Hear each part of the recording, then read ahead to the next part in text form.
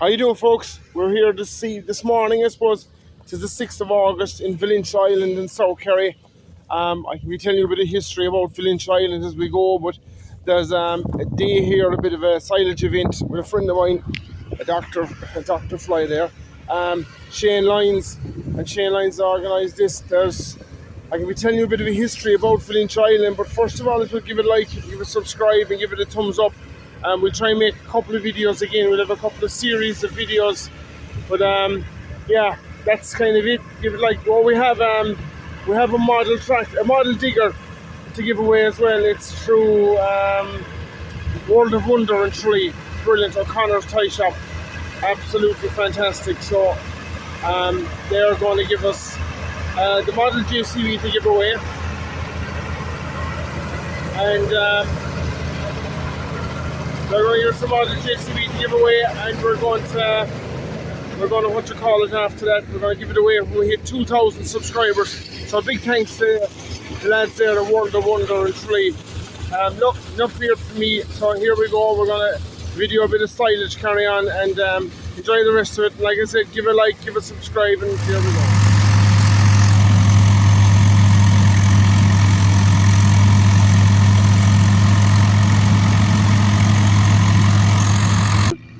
I suppose Valentia Island, a bit of history for Valentia Island, first of all for you.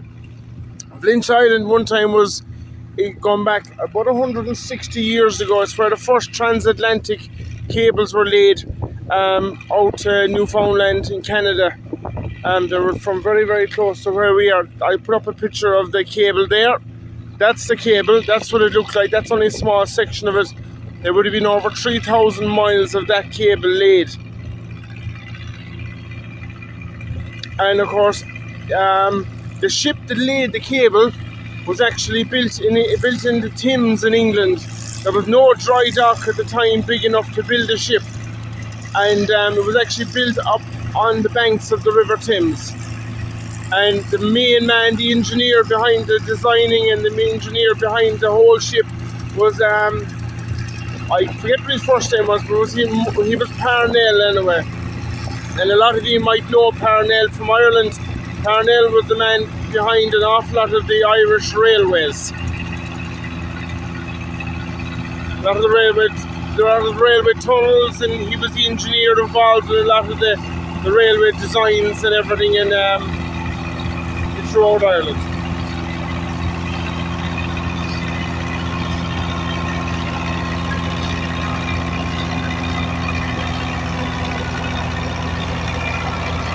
Nice 1210 there. A single chop.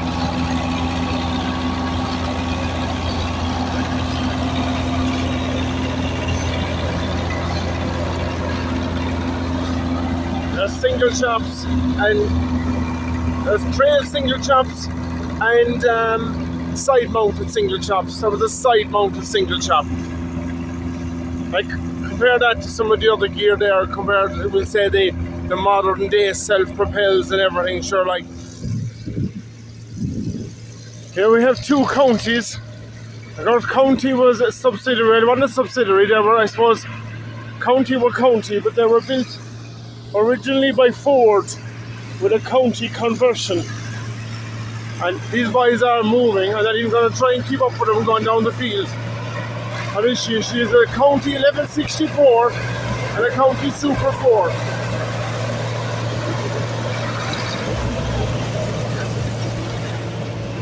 Savage outfit. Like, that would have been the absolute dream outfit all the way back around I suppose the mid-70s, sometime like that.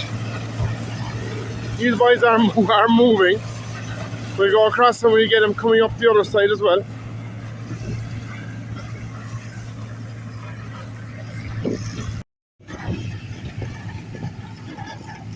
Here, coming down the hill against us, we have a set of Fiats. A Fiat 11090. I don't know what's outside it. Oh, they're going side filling. He's going to blow the chute across.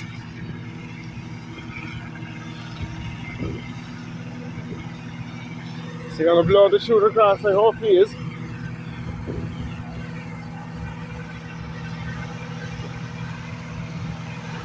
Not a bother to it.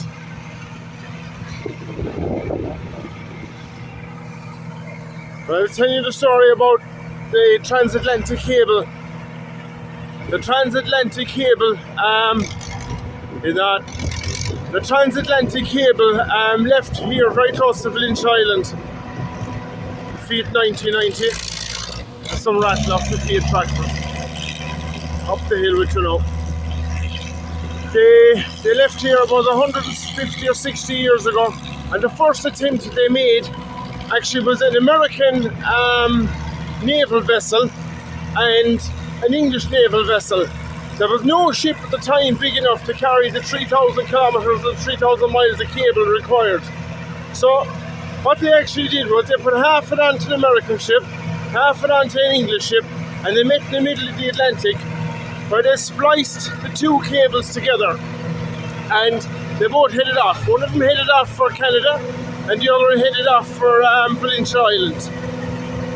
And when they both got to their destination, they unhooked, went into a properly built, I suppose, communication centre in Canada, and it actually went into a tent here in Valentia Island, and that's where the first communications were ever sent. But unfortunately at the time it wasn't strong enough, and it burnt out after about 3 weeks, and the cable burnt out. But this can I tell you, of course, the cable, you can start to go back before the cable, and you could say that Morse code is how it was actually originally used. But the Morse code was dots and dashes, and how Morse code came about was, it was actually an artist. I think he was in America, and he went away painting a picture of some kind of fairly important dude, and while he was away, his wife got sick and his wife died, and he dedicated his life to coming up with some kind of a messaging system, and his name was Morse. So that's where your Morse code comes from. There's your 11090. Two 11090s. What a savage outfit that.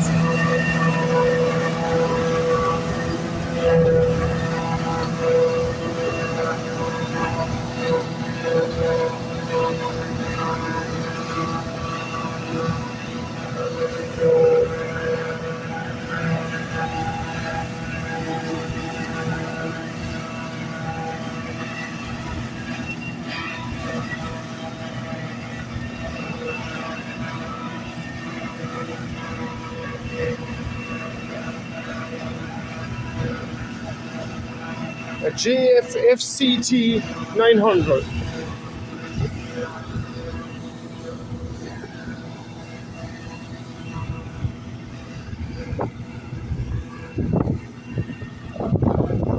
And of course, while we wait for the harvester to come around, I keep telling you useless information.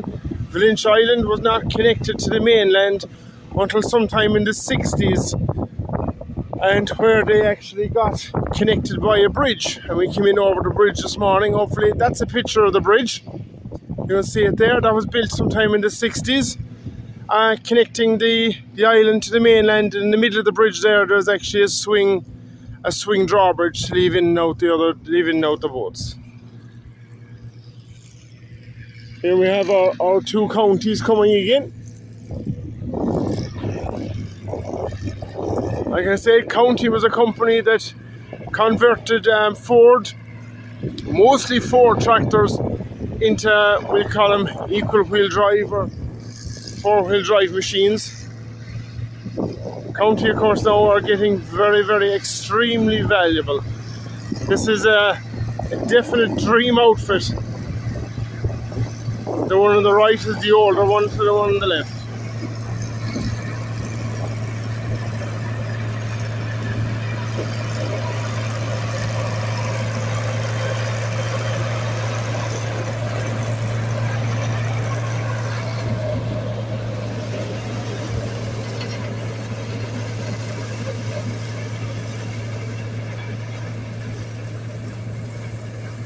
You can see there the bay of water, and across the way is the mainland.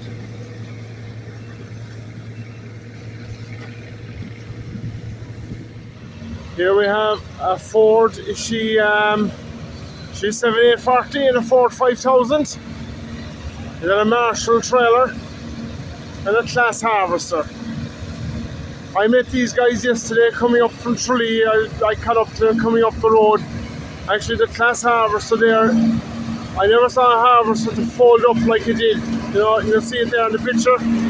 I thought it was very, very neatly folded up. A Ford 7000, my apologies. And it's a Fraser trailer. As far as I know, these boys are after coming all the way to Valentia Island from County Cork.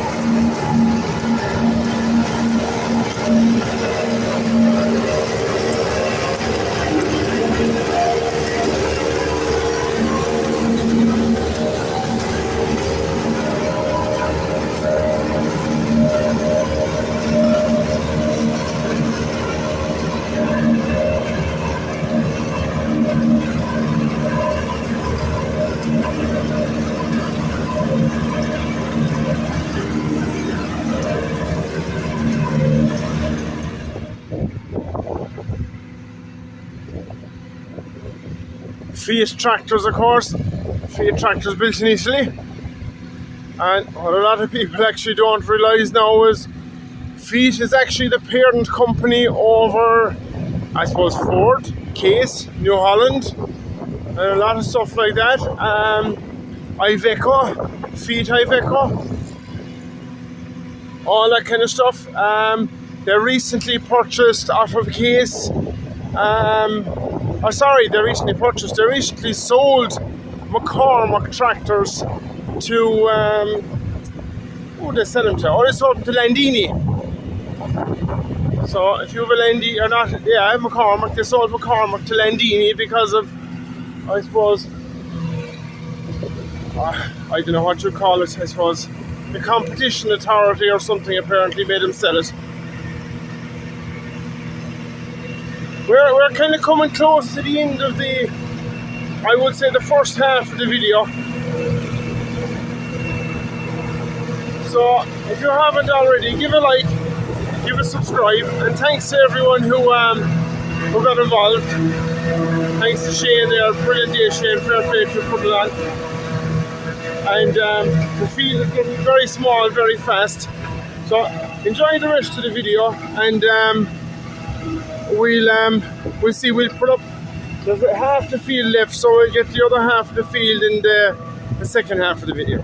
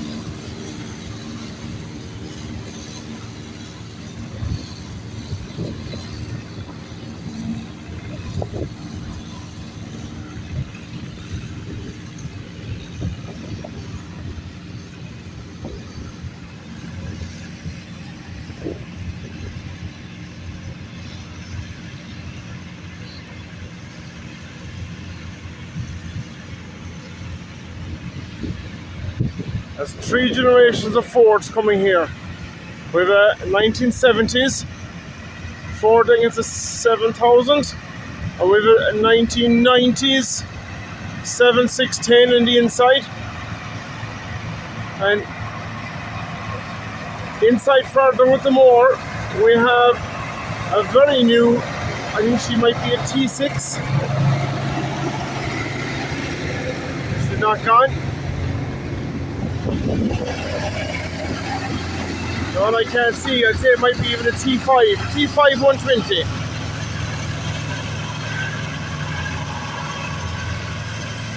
And up the outside again we have the County with a 3075 Massey. And he is moving, lads. He'll have more silage cut here than anyone else today.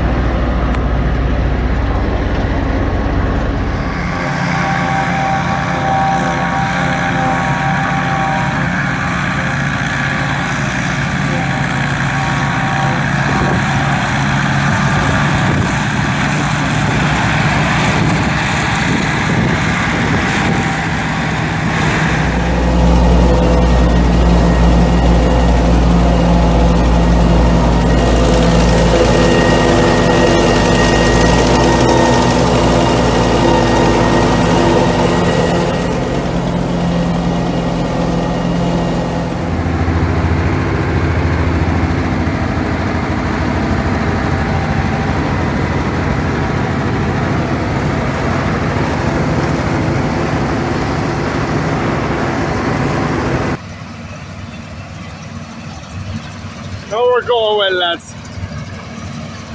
This is what it's all about.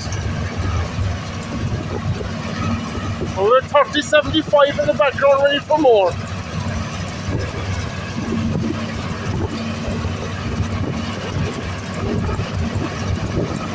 All part of the one family now, and the Massey Ferguson is shot after them.